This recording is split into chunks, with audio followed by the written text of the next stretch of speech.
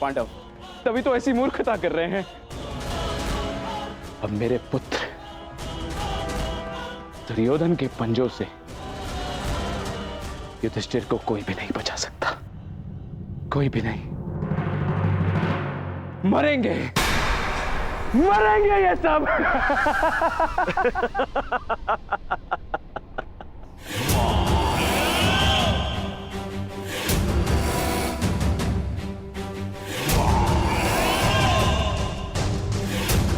सुना था, आज देख भी लिया। विनाश काले विपरीत बुद्धि।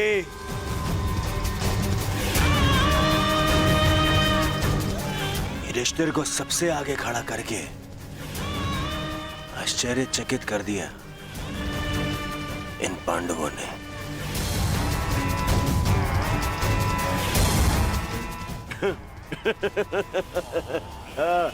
पितामह, देख रहे हैं, इन पांडवों ने स्वयं ही हमारा कार्य सरल कर दिया।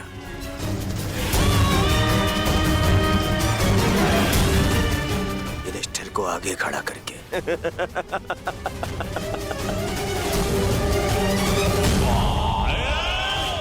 अब आज ही इस युधिष्ठिर को बंदी बनाकर इस युद्ध का अंत कर दूंगा मैं, आज ही। आजा, आजा।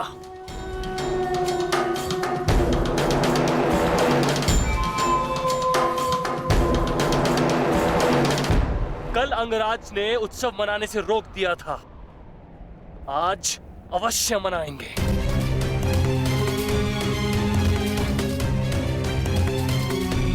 देखा दुशासन, हमारी जीत का उत्सव।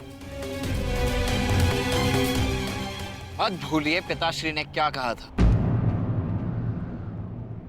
अभी से उत्सव मनाने के विषय में सोचना भी मूर्खता है। युद्ध अभी शेष है।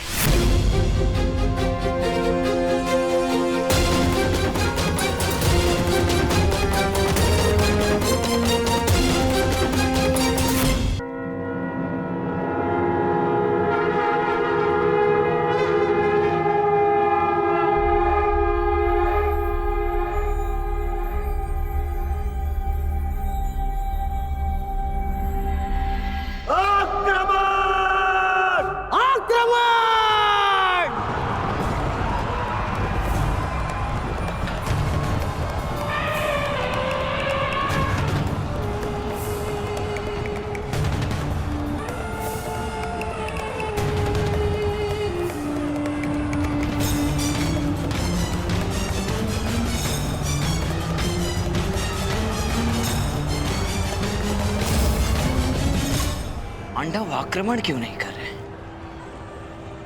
योजना क्या है इनकी?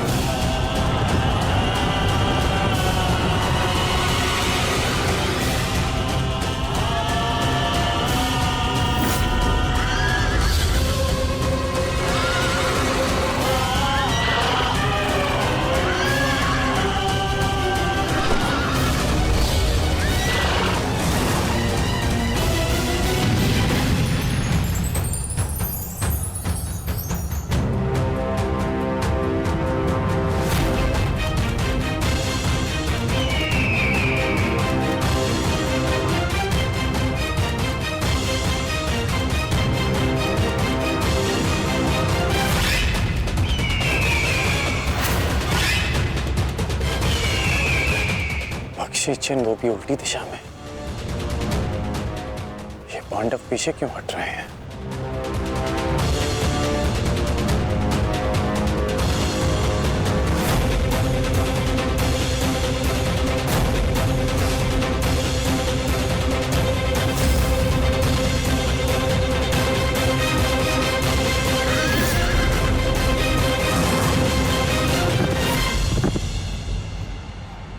अरे वो तो पीछे हट रहे हैं।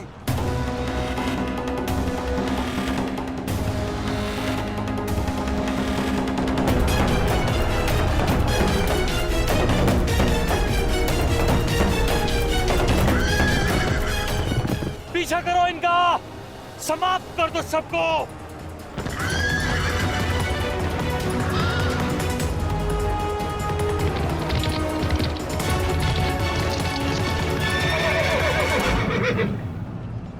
महामहिम, ये पांडुपुत्र करना क्या चाहते हैं? इस प्रकार पीछे लौट जाने के दो ही कारण हो सकते हैं। प्रथम, सेना के किसी प्रमुख की मृत्यु, या फिर पराजय का भय। और यदि युद्ध के आरंभ में ही सेना इस प्रकार पीछे लौट जाए तो उसका अर्थ है यह उनकी रणनीति है।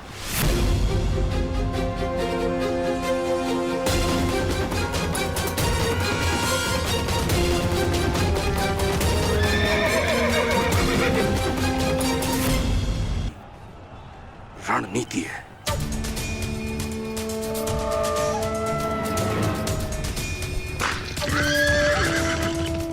पर हमारे पास उन पांडवों से 5 अश्विनी सेना अधिक है। यदि ये कोई रणनीति भी है, तब भी हम अपनी सेना के बल से इन पांडवों को समर्पण करने के लिए विवश कर सकते हैं। पितामह, आप आगे बढ़िए और युधिष्ठिर को बंदी बनाइए। शीघ्रता मत करो दुर्योधन। सर्वप्रथम उनकी रणनीति को समझो, उसके पश्चात आगे बढ़ो।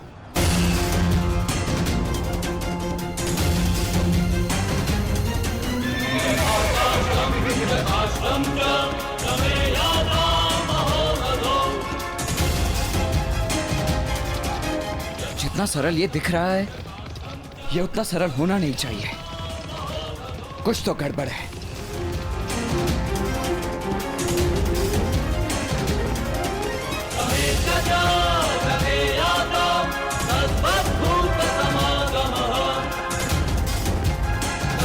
रुक जाओ, ये एक छल है, हमें फंसाने की चाल है ये।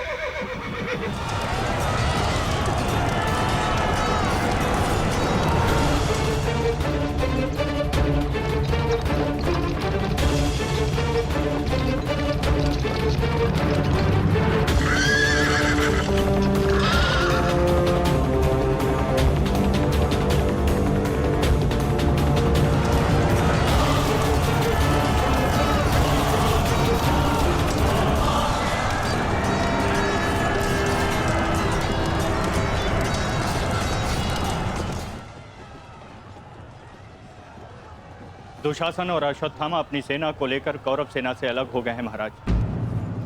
यह अवश्य ही पांडव सेना की कोई सोची समझी रणनीति है।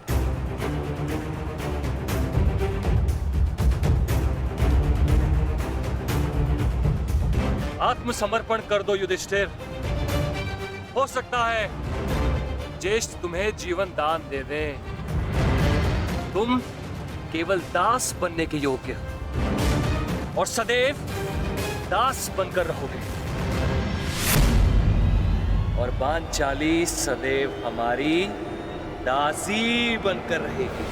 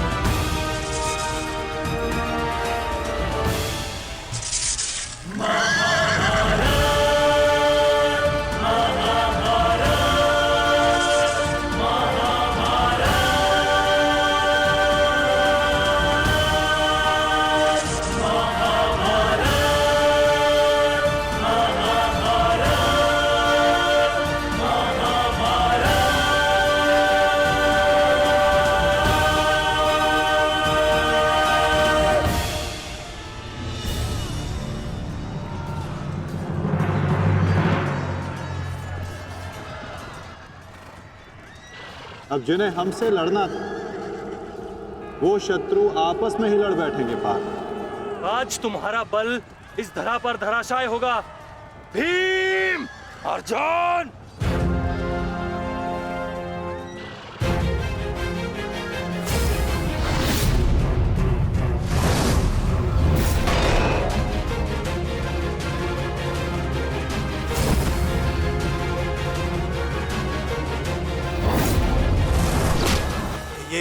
ये क्या हो रहा है? अश्वत्थामा और दुशासन आपस में क्यों लड़ रहे हैं? शांत हो जाओ दुर्योधन, ये अर्जुन के दिव्यास्त्र का प्रभाव है।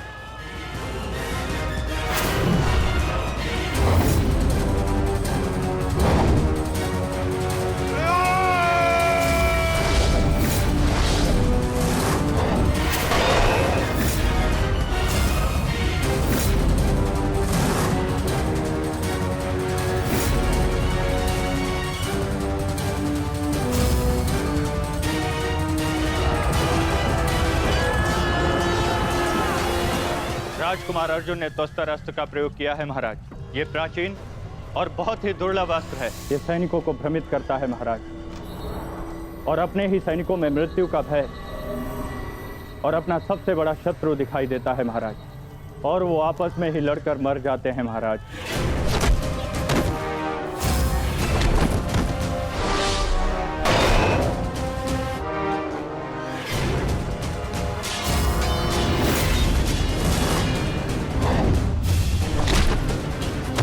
हाँ भाई, आप युवराज की सुरक्षा के लिए यही उपस्थित रहिए।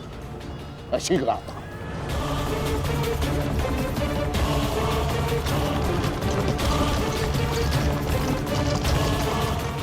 माधव, दुर्योधन पर आक्रमण करने का यही उचित समय है।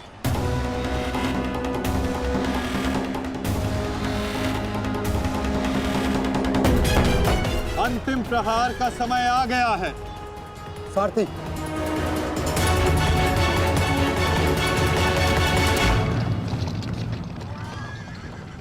ये क्या? चारों पांडव सीधे हमारी ओर बढ़ रहे हैं।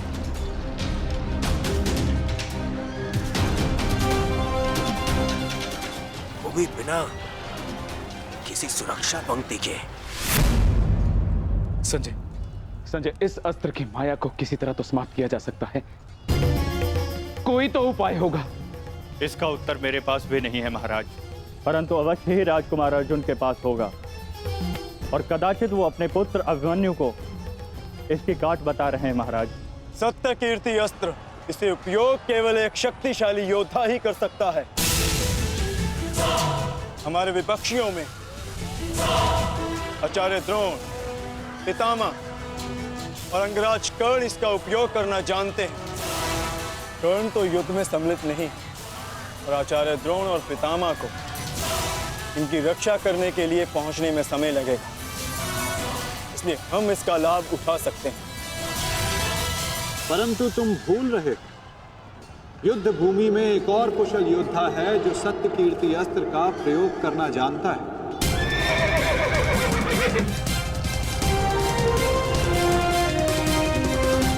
और उसको रोकना अति आवश्यक है।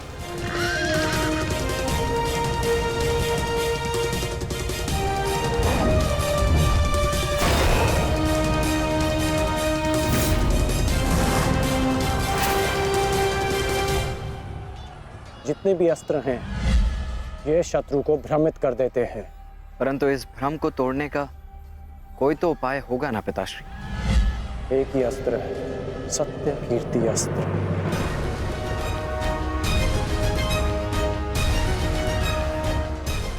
ओम सत्यार्थम, ओम कीर्त्यार्थम, ओम नमो नमो नमो सत्य कीर्ति अस्त्राय नमः।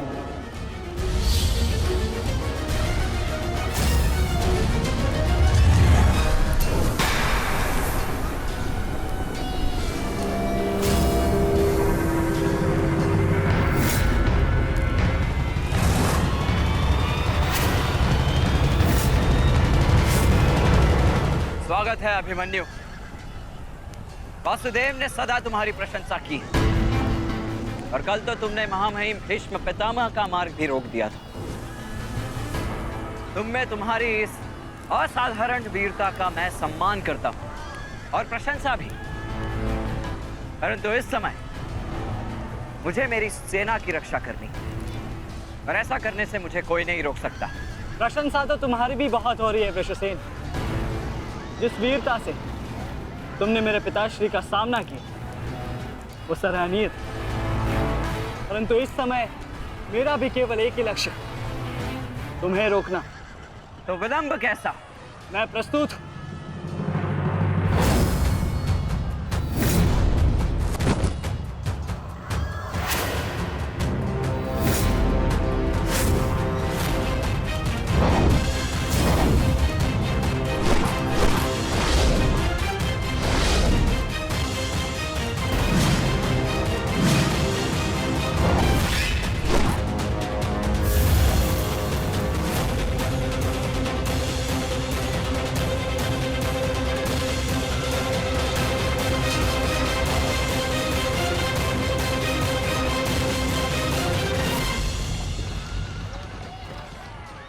मैं गुरु द्रोण को रोकता हूँ।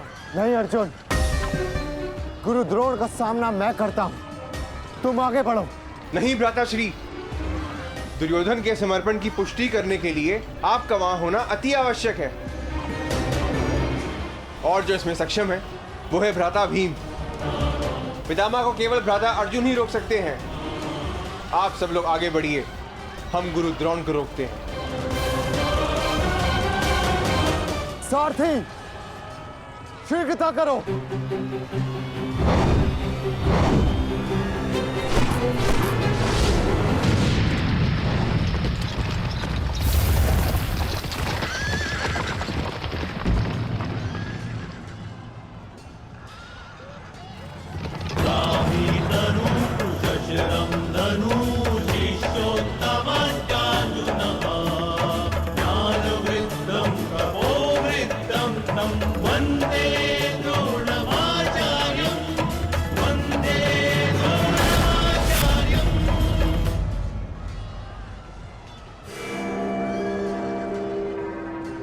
हस्तिनापुर नरेश, महाराज धृतराष्ट्र के ज्येष्ठ पुत्र दुर्योधन तक पहुंचने के लिए तुम्हें मेरा सामना करना होगा।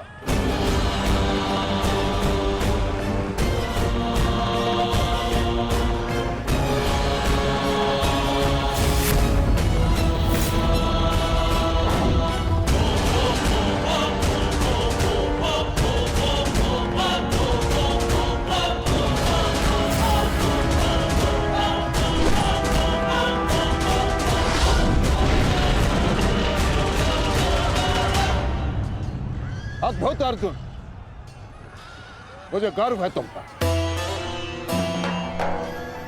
माना कि भ्राता अर्जुन आपके प्रिय है, परंतु हम भी आपके शिष्य हैं गुरुदेव। अपने साथ बंद करने का अवसर हमें भी प्रदान करें।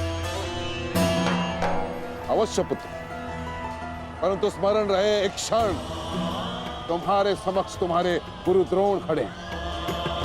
द्वंद इतना सरल नहीं होगा, स्मरण रहे। हमारे गुरु ने हमें कठिन कार्यों को साधने की पूर्ण शिक्षा दी है गुरुदेव। तो सावधान नकुल।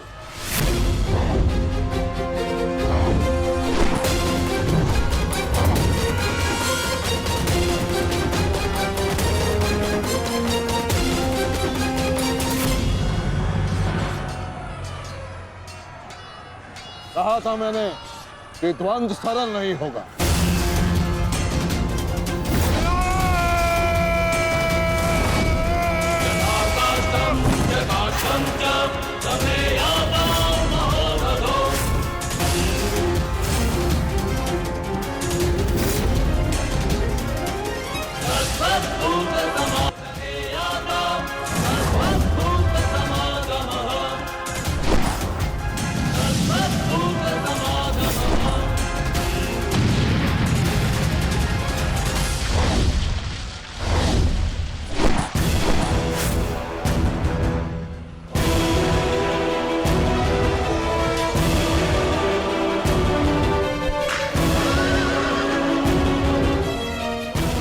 द्वंद्व का समय आ गया है। हमें पूरी शक्ति के साथ उनके साथ द्वंद्व करना होगा।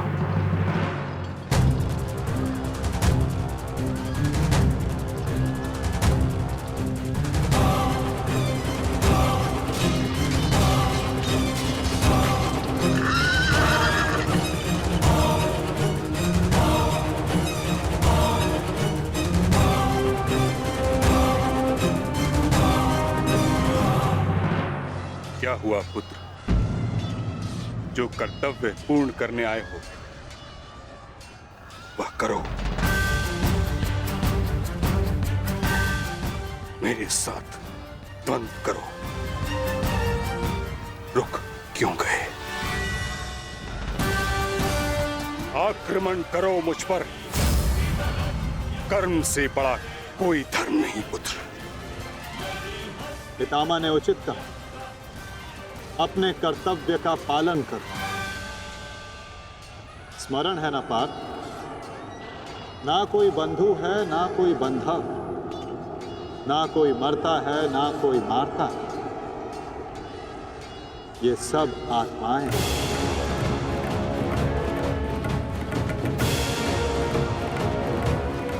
हम सब निमित्त मात्र हैं पार्थ। अब किस अवसर की प्रतीक्षा कर रहे हो? अवसर तो तुम्हारे समक्ष खड़ा है पार्थ।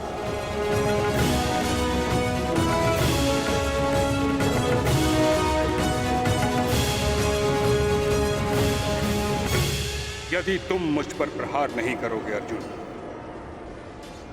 तो मैं करूंगा और तुम्हें तुम्हारे कर्तव्य से अवगत कराऊंगा।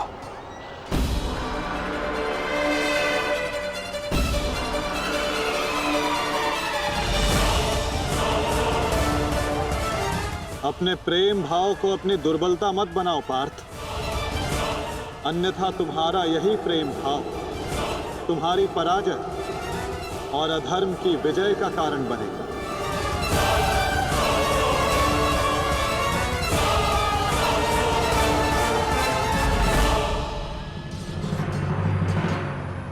शस्त्र उठाओ पार्थ, प्रहार करो अपने शत्रु पे। प्रहार करो पार्थ।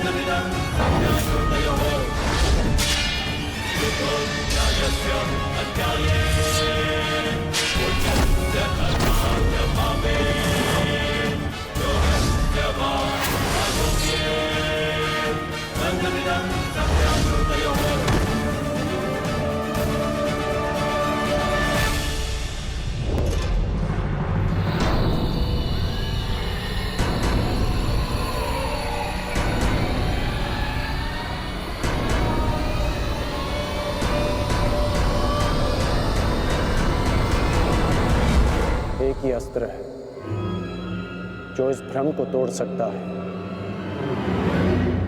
सत्य कीर्ति अस्त्र।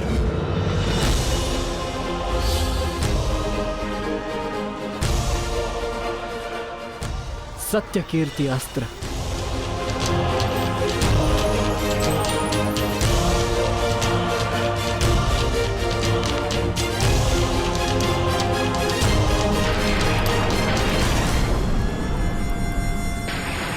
मुझे अपने कर्तव्य का पालन करना ही है। तुम भी अपने कर्तव्य का पालन करो मित्र। हम दोनों को कोई नहीं रोक सकता।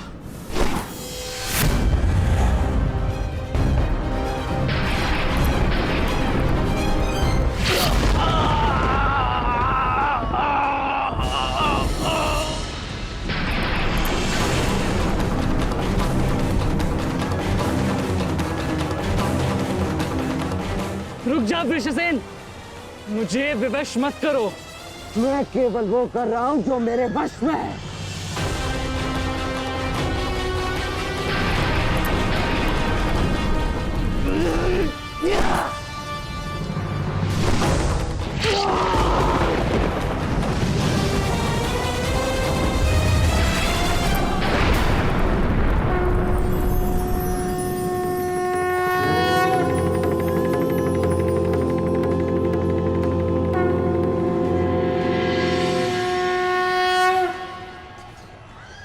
अद्भुत।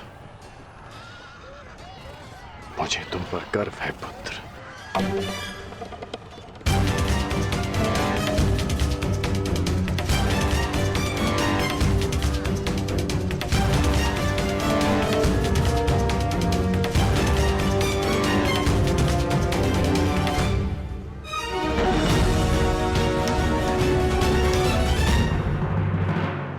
क्या सोचना है बताओ।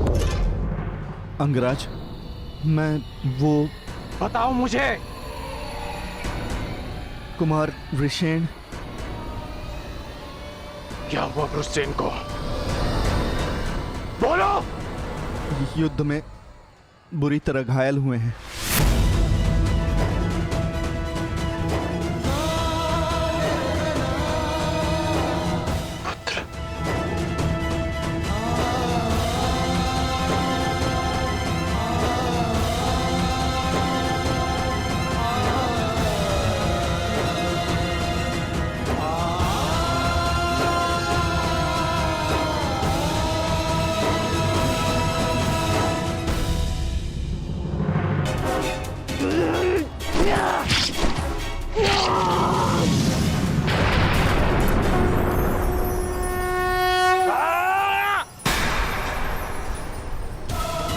ये हमें क्या हुआ था कुमार? हम एक दूसरे पे क्यों प्रहार कर रहे थे? अवश्य कोई माया थी जिसका अंत हुआ। आओ आओ, शत्रु हमारे प्रहार की प्रतीक्षा कर रहा है। चलिए कुमार।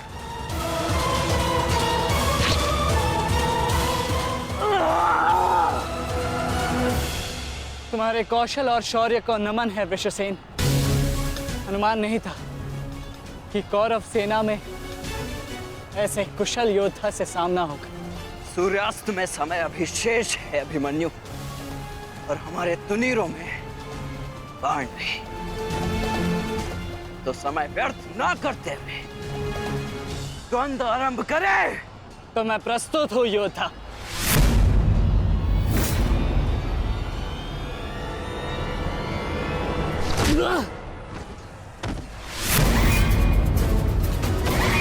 तेरे पिता की माया का अंत हुआ बालक, और अब तेरा अंत होगा।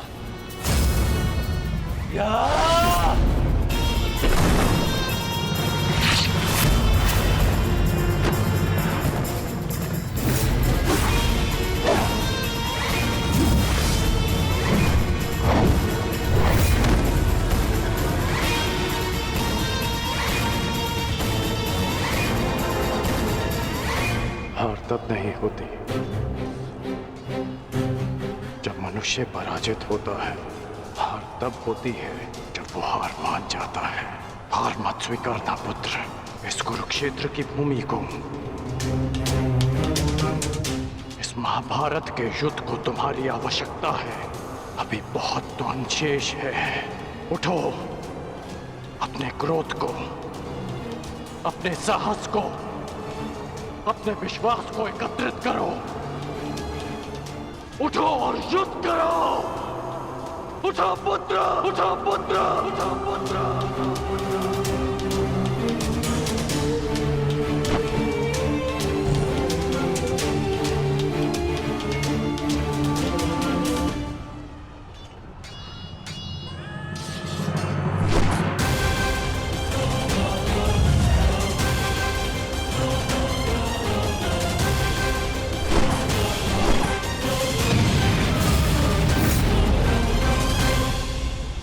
माधव, पितामह के प्रहार प्रतिक्षण बलशाली होते जा रहे हैं।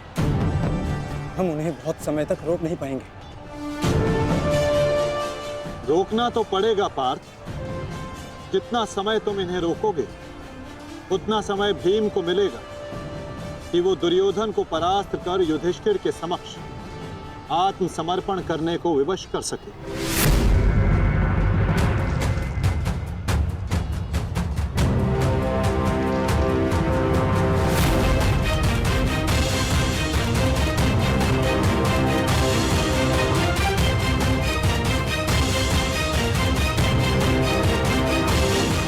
दुर्योधन, ये युद्ध भूमि है, कोई रंग भूमि नहीं कि औरों के द्वंद्व का तुम आनंद उठा सको। क्यों दुर्योधन, कायरों की भांति क्यों खड़े हो? आओ और आकर मुझसे युद्ध करो।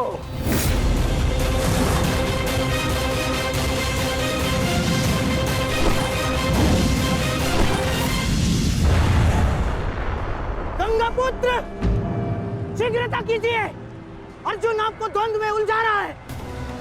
इधर भीम दुर्योधन की ओर बढ़ रहा है। महामहिम, कुछ कीजिए।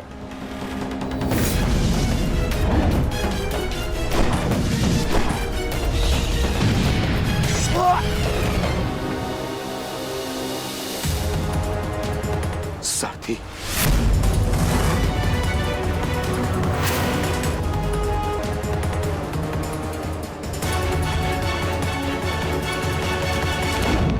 सावधान अर्जुन, क्या तो तुम युद्ध करना भूल गए हो या फिर तुम्हें युद्ध करने का साहस नहीं है? दुर्योधन नहीं, नहीं दुर्योधन, भीम तुम्हें उकसा रहा है। द्वंद्व में मत फंसना। उचित कहा मामाश्री। मेमनों के आखेट के लिए से आगे नहीं बढ़ते, बस होके भीम के लिए तो मेरी कलिंग की सेना ही पर्याप्त है। कलंक के वीरों, आक्रमण करो और इसको बंदी बना लो। जाओ।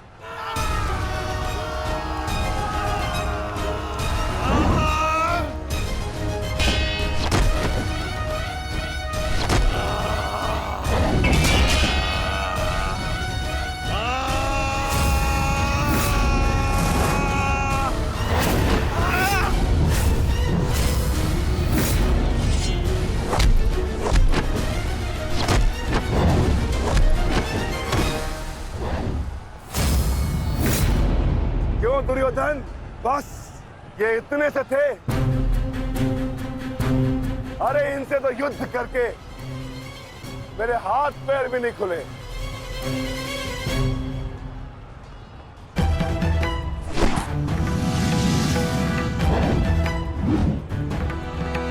आप नियम भंग कर रहे हैं आचार्य। आप एक साथ दो पर आक्रमण नहीं कर सकते। स्मरण रहे कि युद्ध के नियम के अनुसार दो योद्धा एक योद्धा पर आक्रमण नहीं कर सकते,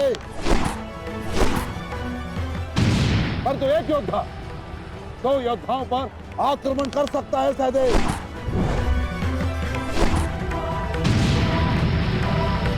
क्या करें नकुल, कुछ करना होगा।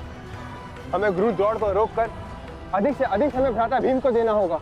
युद्ध सभा में चीख चीख कर अपने पौरुष का बखान करने वाले एक नपुंसक के भांति क्यों खड़े हो? अब किसे लाओगे अपनी ढाल बनाकर? ये विकोदर भीम तुम्हारी हर ढाल को तोड़कर तुम्हारा अंत करेगा। मैं तुम्हारे प्राण लेकर रहूंगा कायर दुर्योधन।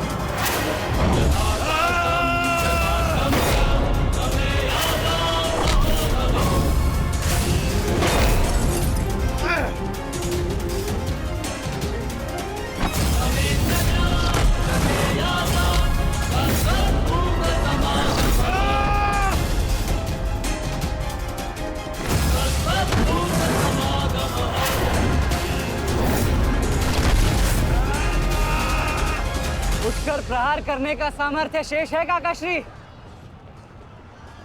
या पराजय स्वीकार करते हैं? जय और पराजय की चुनौती बराबरी के योद्धाओं को दी जाती है बालक। प्रतीत होता है कि अभी तक तुम्हें कोई समर्थ योद्धा नहीं मिला।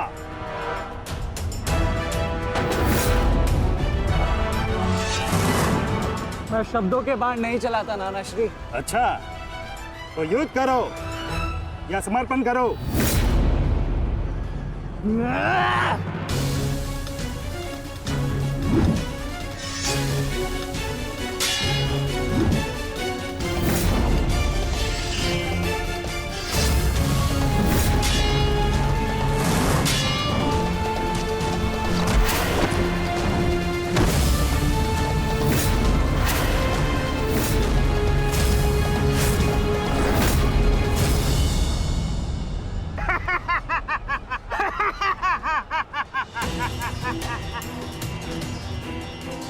क्या हुआ, थक गए? अरे ये उस मूर्ख विराट पुत्र उत्तर की संगति का प्रभाव है। ये उसे भी यही लग रहा था कि मेरे समक्ष वो कुछ कर दिखाएगा, पर मूर्ख मृत्यु को प्राप्त हो गया। मृत्यु को चींटी की भांति इन्हीं हाथों से मसल दिया मैंने उसे। पीछे हट जाओ अभिमन्यु, अन्यथा उत्तर से कहीं पीड़ादायक मृत्यु मिलेगी। मृत्यु। तो ये समझिए कि आज उत्तर का प्रतिशोध पूर्ण होगा।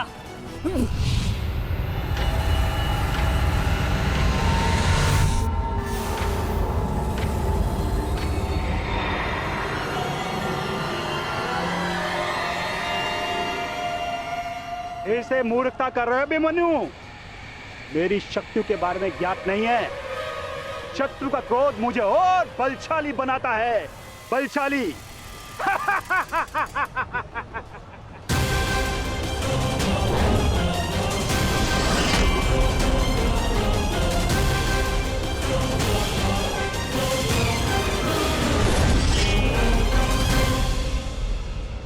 इतना ललकारने के पश्चात भी तुम रथ पर चढ़ कर बैठे हो दुर्योधन।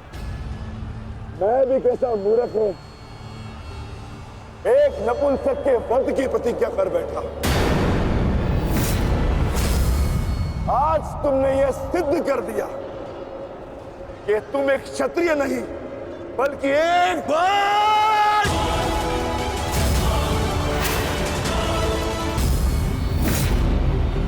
सावधान। क्रोध से भरे कुमार भीम अब युवराज दुर्योधन की ओर बढ़ रहे हैं महाराज। मेरा दुर्योधन किसी संकट में तो नहीं ना? कहीं ऐसा तो नहीं कि भीम युद्ध के दूसरे दिन ही पांडव पक्ष को जयश्री दिलवा दे?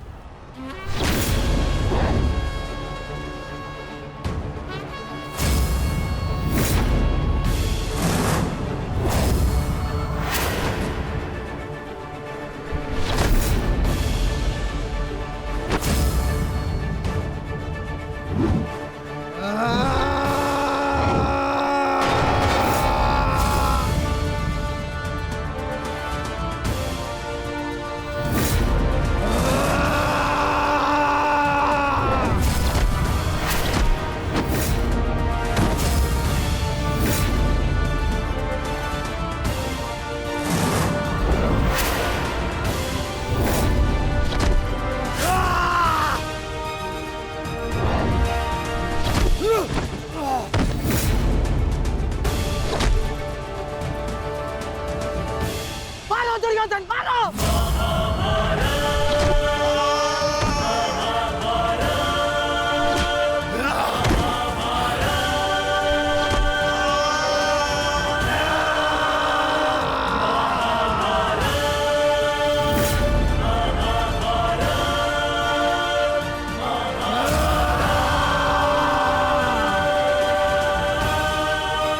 क्या हुआ गदाधारी भीम? अब दिखाओ तुम्हारा पौरुषत्व। या कहो तो हस्तिनापुर की स्त्रियों से आभूषण लाके तुम्हें पहना दूं? क्या हुआ? युद्ध बातों से नहीं, बल से जीता जाता है। यदि मैं जैसे शरीर में जरा सा भी साहस बचा है तो और प्रहार कर मुझ पर। अरे ये क्या पहचानेगा अपनी शक्ति को? इसे कैसे मैंने वस्त्र और आभूषण रहित करके आंसू के मत्थे बिठा दिया था मैंने।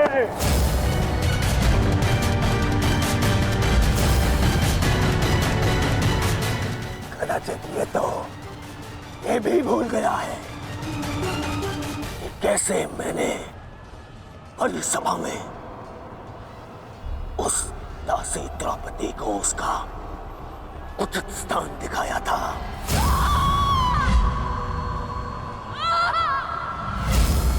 आओ दासी द्रौपदी, आकर मेरी गंगा में बैठो। आओ, वस्त्र हरण करो इस दासी का।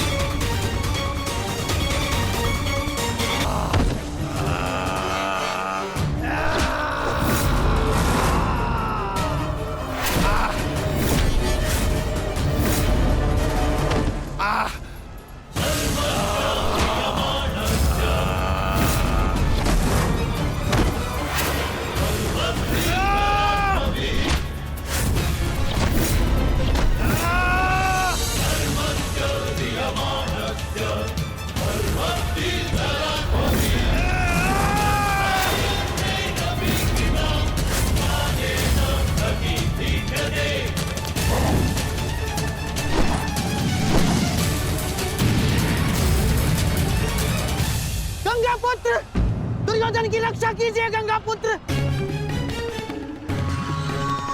महामहिम, ये क्या कर रहे हैं आप?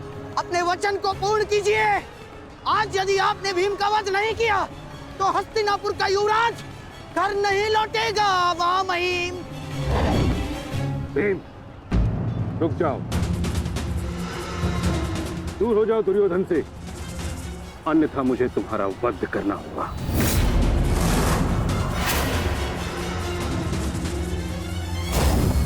सावधान पितामह, यदि आपने भ्राता भीम पर प्रहार किया तो मुझे विवश होकर आप पर बाण संधान करना होगा। हट जाओ भीम। क्षमा चाहता हूं पितामह, आप अपना वचन पूर्ण कर रहे हैं तो मुझे भी अपनी प्रतिज्ञा का मान रखना है। आज मैं इस दुर्योधन का वध तो करके ही रहूंगा, चाहे इसके लिए मुझे स्वयं के प्राण क्यों न गंवाने पड़े।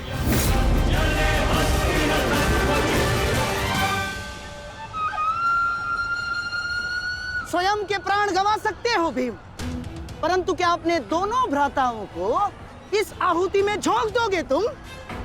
तुम्हारी इस भूल का फल नकुल और सहदेव को भुगतना होगा भीम। जरा देखो उधर।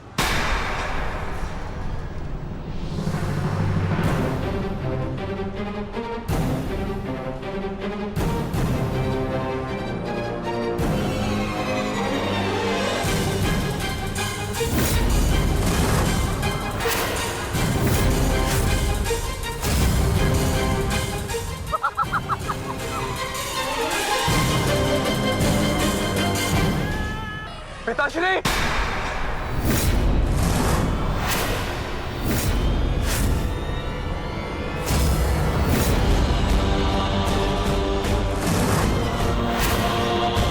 शस्त्र को नीचे करिए द्रोण, अन्यथा सदैव के लिए पुत्र से हाथ खो बैठोगे।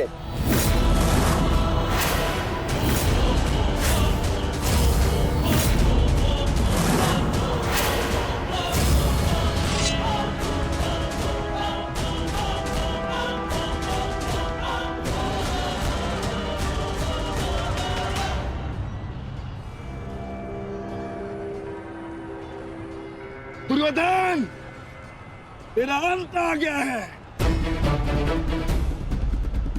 तुम्हारे पास दो विकल्प शेष है दुर्योधन। या तो देश युधिष्ठिर के समक्ष आत्मसमर्पण करो, अपनी सेना को पीछे हटने का आदेश दो, या फिर अपने प्राण यमराज को समर्पित करो।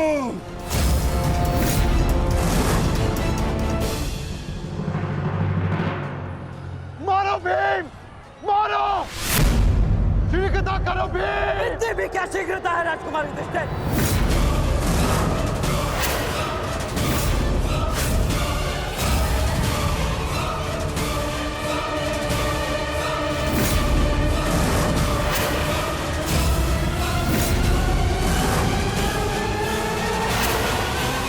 कल शेष है दुर्योधन।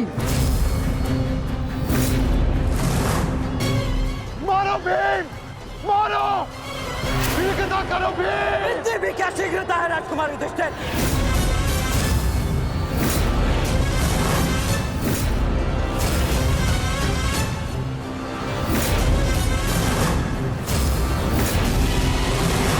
पीछे हट जाइए विकोदर भीम, अन्यथा मूल्य अपने ज्येष्ठा के प्राण देकर चुकाने होंगे। नहीं भीम, नहीं! मेरी चिंता मत करो, अपना वचन पूर्ण करो। ऐसा अवसर दोबारा नहीं मिलेगा अनुज। कुछ करो इस दुर्योधन का।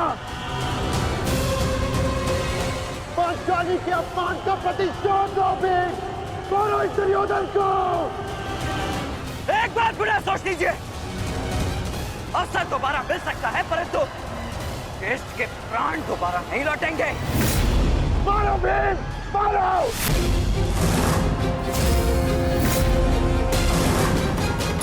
दुर्योधन!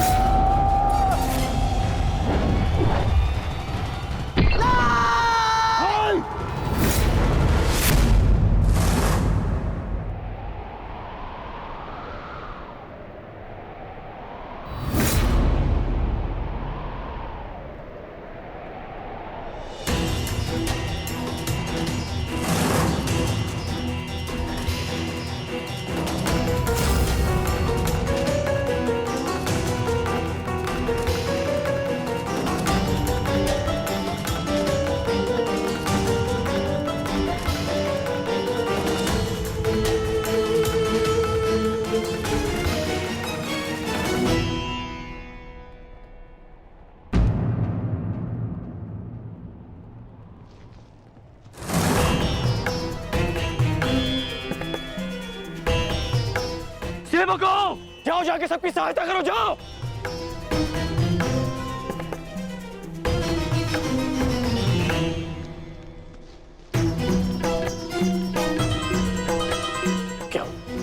क्या हुआ?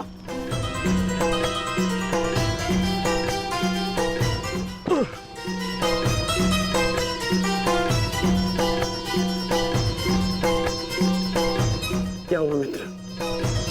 आज हम ये युद्ध हारने ही वाले थे मित्र। उस भीम ने मेरा वध कर ही दिया था, परंतु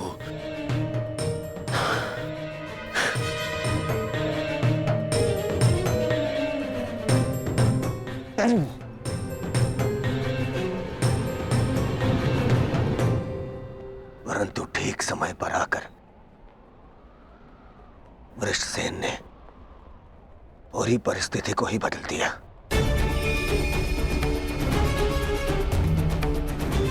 वीर वृषसेन ने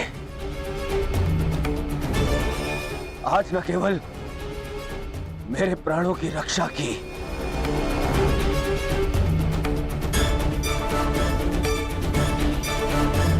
अभी तो कौरव सेना को एक लज्जाजनक हार से भी बचाया।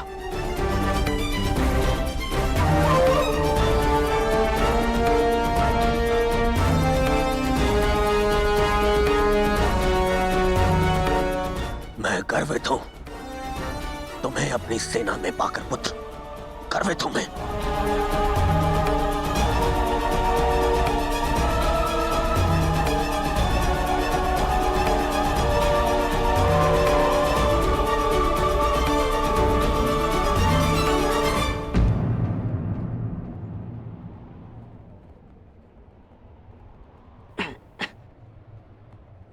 आप फिर से मेरे घाव देख रहे हैं ना पिताश्री, और मैं फिर से यही कहूंगा, चिंता मत कीजिए। आज का युद्ध समाप्त हुआ और युद्ध भूमि में जो कुछ भी हुआ उसे भुला देना ही श्रेयस्कर है। अपितु उन बाधाओं को समझने का प्रयास करना चाहिए जो हमें विजयश्री बनने या प्राप्त करने से रोक रही है।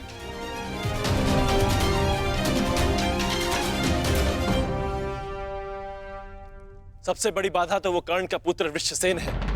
आज दूसरे दिन भी उसने दुर्योधन का अंत होने से बचा लिया। दुर्योधन के वध होने के पश्चात वृषसेन को अपने मार्ग से हटाना अति आवश्यक है। कुछ नहीं होगा आपके पुत्र को, और आपका पुत्र आपके मित्र को भी कुछ नहीं होने देगा।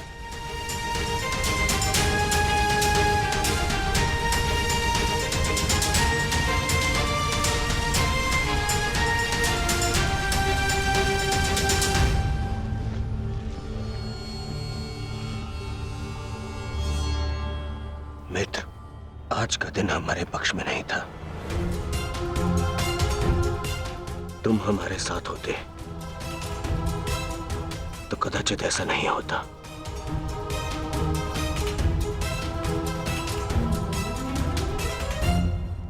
आज युद्ध भूमि में कौरव केवल धर्मराज युधिष्ठिर का वध करने का प्रयत्न करते रहे, और कल हम दुर्योधन को अपना लक्ष्य बनाएंगे।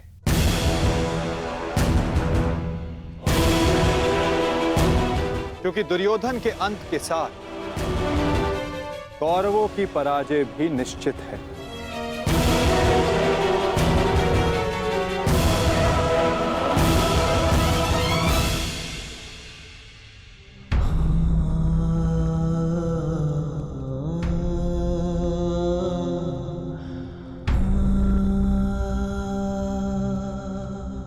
पुत्र,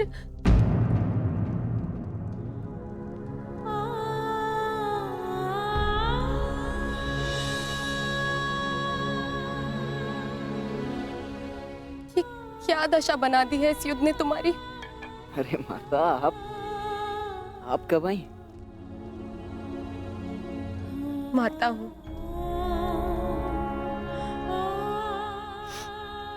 पुत्र को घाव लगता है तो माता को आभास हो ही जाता है। मेरे मन ने कहा कि मेरा पुत्र संकट में है, दौड़ी चली आई।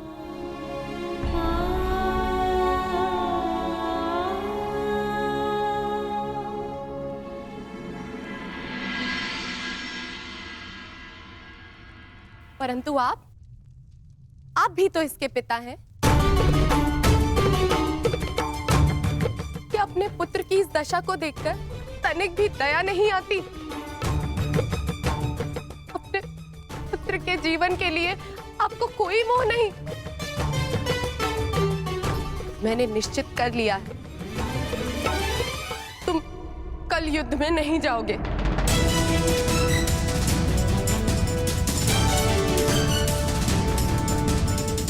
परंतु माता, मैंने कहा ना, ये मेरा अंतिम निर्णय है। पिताश्री, ये तुम्हारे अतिरिक्त कौरव सेना में और भी कुशल योद्धा है। निश्चित रूप से कौरव सेना में कुशल योद्धाओं की कमी नहीं है पिताश्री, परंतु वृषसेन वो उन सबसे भिन्न है। उसकी सोच, उसकी प्रतिभा, उसका तेज प्रशंसनीय है। उससे द्वंद्व करते समय मैंने बहुत कुछ सीखा। यदि वो कौरव के पक्ष में ना होता तो निश्चित रूप से मेरा अभिन्न मित्र होता।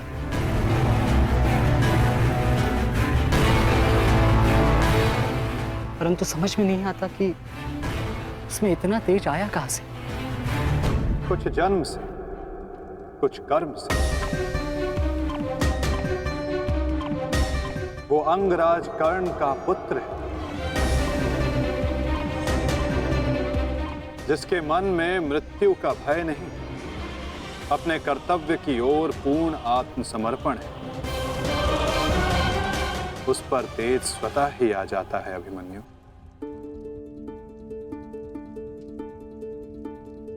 मैं अपने कर्तव्य से मुख नहीं मोड़ सकता माता, क्षमा चाहता हूं।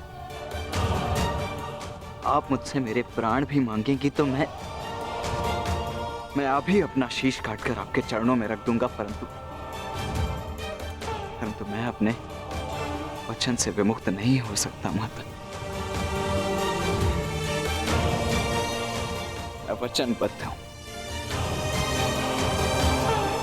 मैं युद्ध में पराजित होकर लौटने वाला नहीं,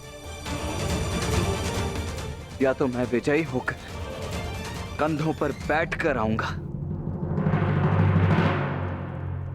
या वीर गति को प्राप्त करके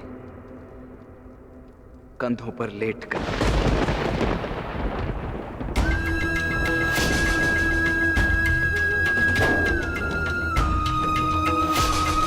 ये आपका पुत्र क्या बोल रहा है? अब आप सुन रहे हैं ना? मैं आपसे हाथ जोड़कर विनती करती हूँ स्वामी, रोकिए इसे। आप ऐसा कैसे होने दे सकते हैं? कुछ कीजिए। करना तो तुम्हें है सुप्रिया, ममता और कर्तव्य में संतुलन करना है। तुम एक योद्धा की माता हो, तुम्हें अपने हृदय को कठोर बनाना होगा। मेरी अनुपस्थिति में हमारा पुत्र इस महायुद्ध में अत्यंत मुख्य भूमिका निभा रहा है। मुझे उस पर गर्व है, और तुम्हें भी होना चाहिए सुप्रिया। युद्ध में पीछे हट जाने वाले वृषसेन का पिता होने से अधिक युद्ध में बलिदान दे देने वाले वृषसेन का पिता होना अधिक श्रेष्ठकर समझता हूं।